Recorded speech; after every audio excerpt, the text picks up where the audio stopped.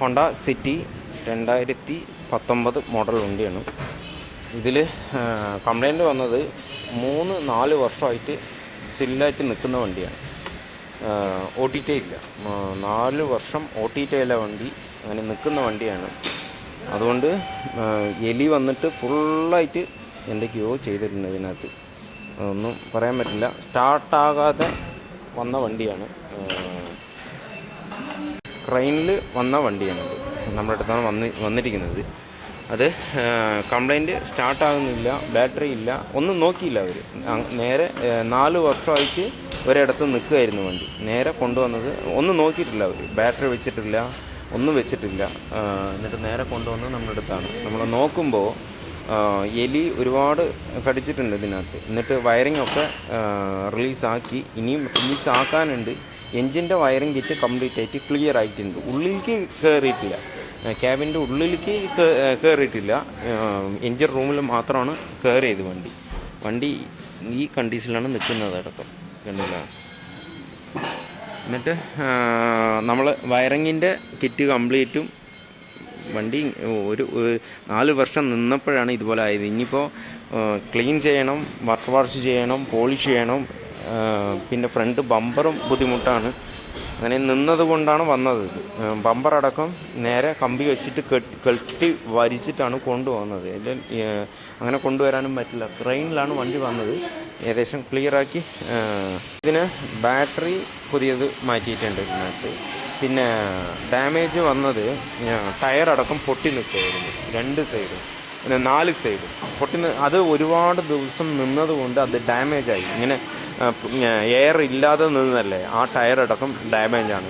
ഈ സൈഡ് പൊട്ടിപ്പോയിരിക്കുകയാണ്. അതുപോലെ തന്നെ ബ്രേക്ക് പാഡും ഒന്നും ഇല്ല അതിനകത്ത്, കണ്ടില്ലേ, ഇതുപോലെ നിൽക്കുകയാണ്. ബ്രേക്ക് ഷൂവും മാറ്റണം, പാഡ് മാറ്റിയിട്ടുണ്ട് ഇതിനകത്ത്. ഇനി ബ്രേക്ക് ഷൂവും അഴിച്ചാൽ തന്നെ നമുക്ക് വേറെ എന്തെങ്കിലും കംപ്ലൈൻറ്റ് ഉണ്ടോ എന്നുള്ളത് നമുക്ക് ചെയ്യാൻ പറ്റുള്ളൂ. ടയർ ഇല്ലാത്തതുകൊണ്ട് നമുക്ക് ഓടിക്കാനും പറ്റില്ലല്ലോ.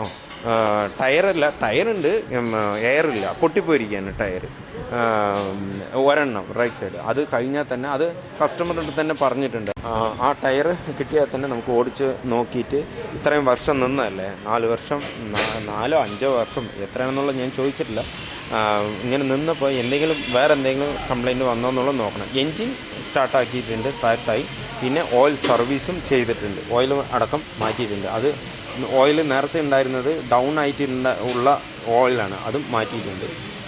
ഓയിൽ സർവീസും ഇപ്പോൾ 10K സർവീസ് ചെയ്യില്ല, അതേപോലെ എല്ലാ കാര്യങ്ങളും ചെയ്തിട്ടുണ്ട് ഇതിനകത്ത്. പിന്നെ ബാക്കിലെ ഷൂ പോയിട്ടുണ്ട്, അത് മാറ്റിയിട്ടില്ല, അത് വരുന്നുള്ളൂ. വന്നിട്ട് അത് മാറ്റിയിട്ട് നമുക്ക് വണ്ടി ഒന്ന് ഓടിച്ച് നോക്കാം. അപ്പോൾ ചെക്ക് ചെയ്തപ്പോൾ ഒരു കംപ്ലൈൻറ്റും തോന്നുന്നില്ല, ഷോക്കോ ലോറാമോ കിറ്റൊന്നും പോയിട്ടില്ല, അതുകൊണ്ട് അറിയുന്നില്ല. ഇനിയിപ്പോൾ എന്തായാലും ഈ പണികളൊക്കെ കഴിഞ്ഞിട്ട് വണ്ടി ഒന്ന് ഓടിച്ച് നോക്കിയിട്ട് എന്തെങ്കിലും കംപ്ലൈൻറ്റ് ഉണ്ടെങ്കിൽ അതും പറഞ്ഞാൽ അതും ചെയ്ത് ക്ലിയർ ആക്കാം. എന്തായാലും സ്കാൻ ചെയ്തപ്പോൾ ഒരുപാട് കംപ്ലൈൻറ്റ് കാണിച്ചു. ഈ വയറൊക്കെ മിസ്സിങ് ആയതുകൊണ്ടാണ്, എലി കയറി വയറിംഗ് ഒക്കെ ഡാമേജ് ആക്കിയത് കൊണ്ടാണ് ആ വേർഡുകൾ സ്കാൻ ചെയ്തപ്പോൾ ഒരുപാട് സെൻസറിൻ്റെ കംപ്ലൈൻറ്റാണ് കാണിച്ചത്.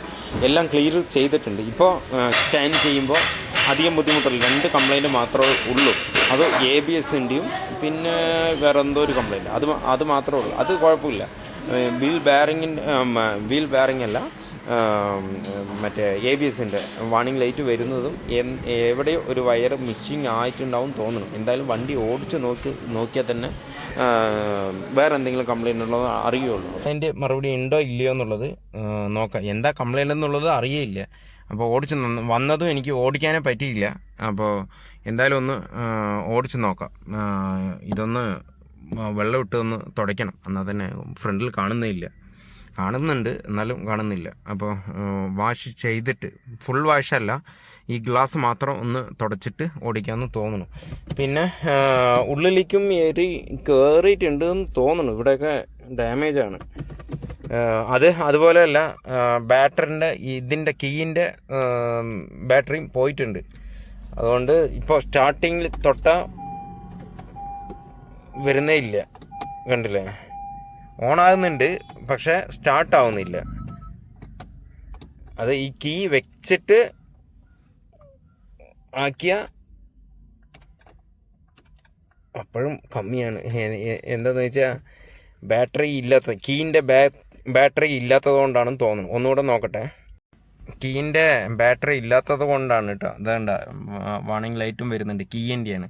അപ്പോൾ നേരെ വെച്ചിട്ട് ഒന്നുകൂടെ പ്രസ് ചെയ്യണം. എന്നാൽ തന്നെ ഈ വാർണിംഗ് ലൈറ്റ് അടക്കം പോയി.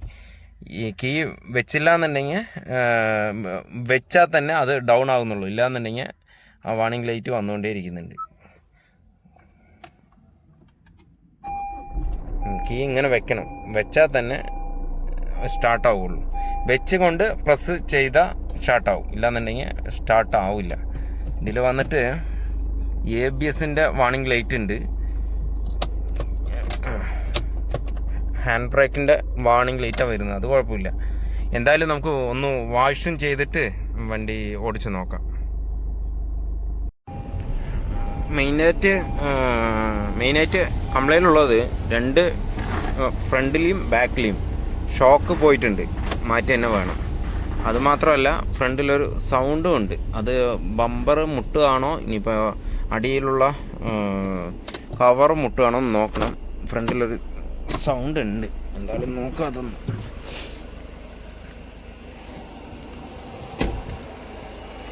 ബമ്പറല്ല, താഴെയുള്ള എൻജിൻ്റെ അടിയിലുള്ള കവറിൻ്റെ മുട്ടുകയാണ്. അതിൻ്റെ സൗണ്ട് ഉണ്ട്. പിന്നെ ഉള്ളത് അധികം സൗണ്ട് ഇല്ല, എന്നാൽ ഷോക്കിൻ്റെ സൗണ്ട് വരുന്നുണ്ട്. ഒരു മിടുപ്പാണ് വരുന്നത് വണ്ടി ഓടിക്കുമ്പോൾ തന്നെ. ഷോക്ക് ഇല്ലാത്ത പോലെ വണ്ടികളുണ്ടല്ലോ, അതേപോലെ എന്ന് വെച്ചാൽ മൂരി വണ്ടി വണ്ടിയുണ്ടല്ലോ, അതേപോലെ പിടിച്ചിട്ടാണ് പോകുന്നത്. അത് 4 ഷോക്കും മാറ്റി തന്നെ വേണം. എന്നാൽ തന്നെ അത് റെഡി ആവുള്ളൂ. മെയിനായിട്ട് സ്റ്റാർട്ടാകാതിരുന്നത് വണ്ടി കൊണ്ടുവന്ന് ഞാൻ സ്കാൻ ചെയ്ത് എല്ലാം ക്ലിയർ ചെയ്തപ്പോൾ ഉടനെ സ്റ്റാർട്ടായി, പിന്നെയും അങ്ങനെ ഓഫായി. എന്നിട്ട് നമ്മൾ പെട്രോളിൻ്റെ ഡീസലിൻ്റെ കാര്യങ്ങൾ ഇതിൽ കാണിക്കുന്നില്ല. അതാണോ ഡീസൽ ഉണ്ടോ ഇല്ല എന്നുള്ളത് നോക്കിയിട്ട് ഒന്ന് നെറ്റ് മാത്രം അഴിച്ചിട്ട് നോക്കി വരുന്നുണ്ടോ വരുന്നില്ല.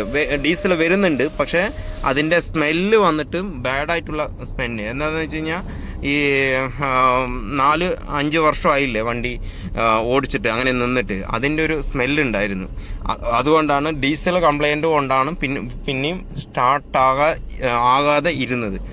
അതിനുശേഷം ടാങ്ക് ഫുള്ളായിട്ട് അഴിച്ചിട്ട് പഴയ ഡീസൽ കംപ്ലീറ്റ് ആയിട്ട് ക്ലീൻ ചെയ്ത് പുതിയ ഡീസൽ ഒഴിച്ച് വീണ്ടും സ്കാൻ ചെയ്ത് അതിൻ്റെ വയറിംഗ് ഒക്കെ എല്ലാ വയറുകളും മിസ്സിങ് ആയിരുന്നു, പൊട്ടി നിൽക്കുമായിരുന്നു. അതൊക്കെ ക്ലിയർ ചെയ്തപ്പോൾ വീണ്ടും പുതിയ ഡീസൽ ഒഴിച്ചപ്പോൾ വീണ്ടും സ്റ്റാർട്ടായി. കുഴപ്പമൊന്നുമില്ല. ഇപ്പോൾ അതിന് ശേഷമാണ് വണ്ടി ഓടിച്ച് നോക്കുന്നത്.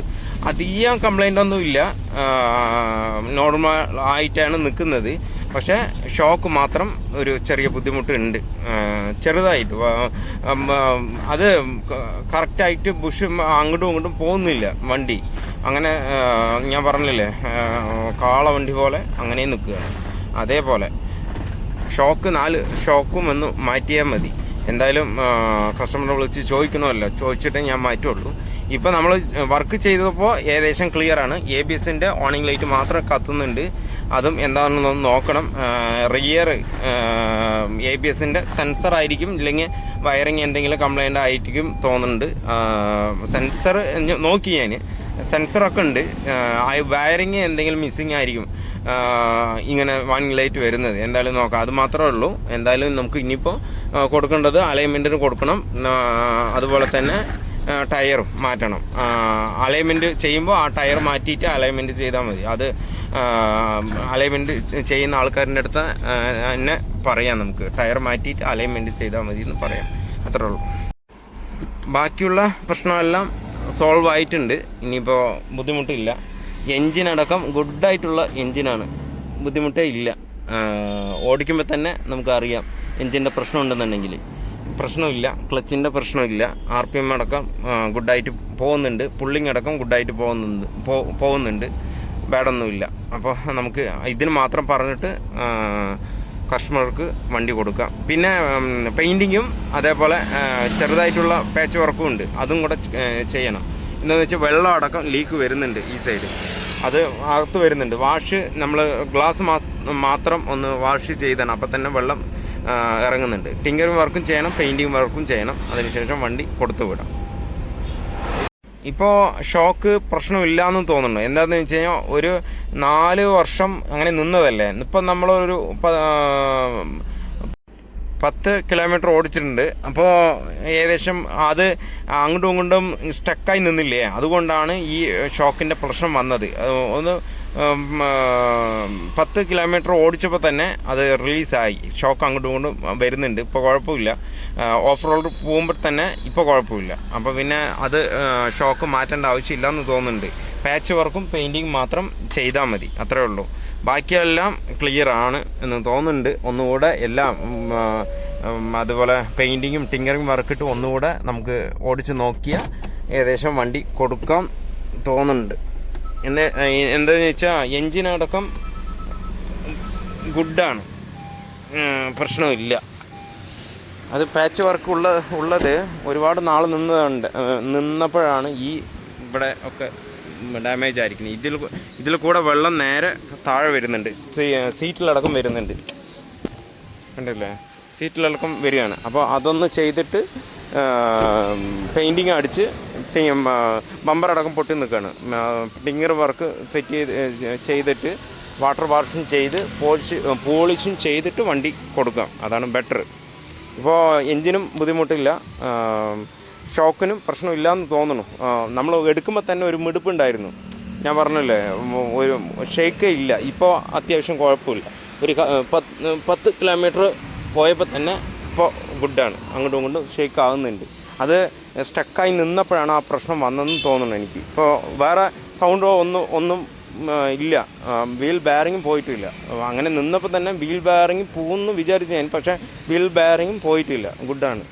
മറ്റേ ഇത് മാത്രം ചെയ്തിട്ടുണ്ട്.